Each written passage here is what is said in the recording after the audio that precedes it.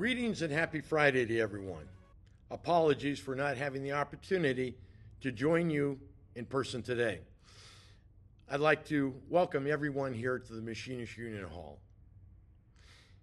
And a special thanks and welcome to two of our distinguished Cuban embassy representatives, David Ramirez and Yasser Ibarra. And a special thanks to Mark Friedman for organizing this important event. Let me just say at the outset, we've been inspired by all of your incredible work, your incredible organizing that all of you have been doing in support of our Cuban neighbors. David, Yasser, Mark, and to all of you, you have our deepest and profound respect for all this hard work, all this organizing you put into this movement. It's been inspiring and will eventually lead to a successful outcome for the Cuban people.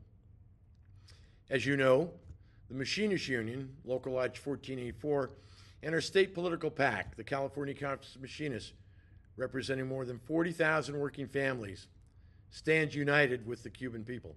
We strongly support the Cuban people's pursuit of a future with respect for human rights and fundamental freedoms.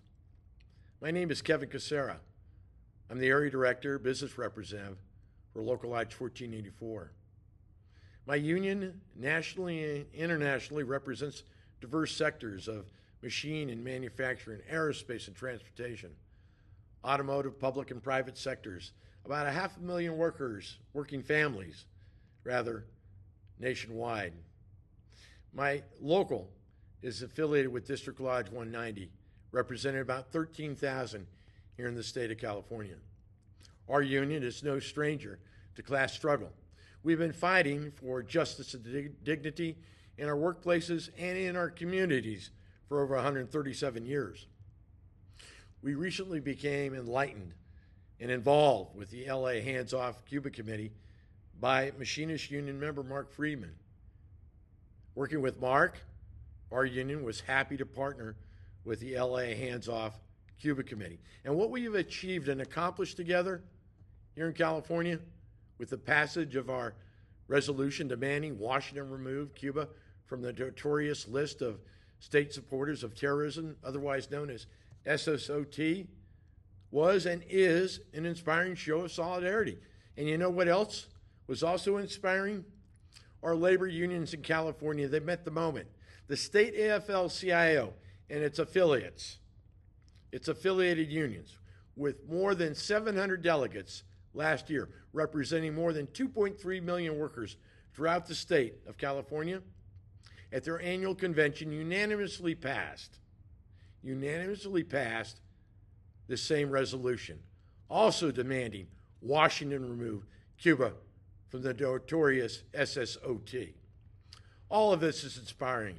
All of this gives us hope. But more than hope, this is a movement fueled by solidarity, regional, local, national, international solidarity. But more than hope, all of this movement gives us opportunity. The opportunity to bend the arc of justice towards dignity and support of our Cuban neighbors. We know and understand our Cuban neighbors are facing unprecedented humanitarian crisis with widespread shortages of food, medicine, and electricity. Front in supplying financial aid and support to this end. Humanitarian aid, such as food and medicine, is a moral imperative. The U.S. needs to lift all sanctions, alleviating this suffering. The U.S. needs to end all of the anti-Cuban economic, trade, and travel sanctions. The U.S. needs to normalize relations between our two countries and end this blockade. The U.S. needs to support and empower the Cuban people to freely determine their own outcome, their own future, their fundamental right to self-determination. I'm not certain this will happen under a Trump presidency, but we can and we must continue to push.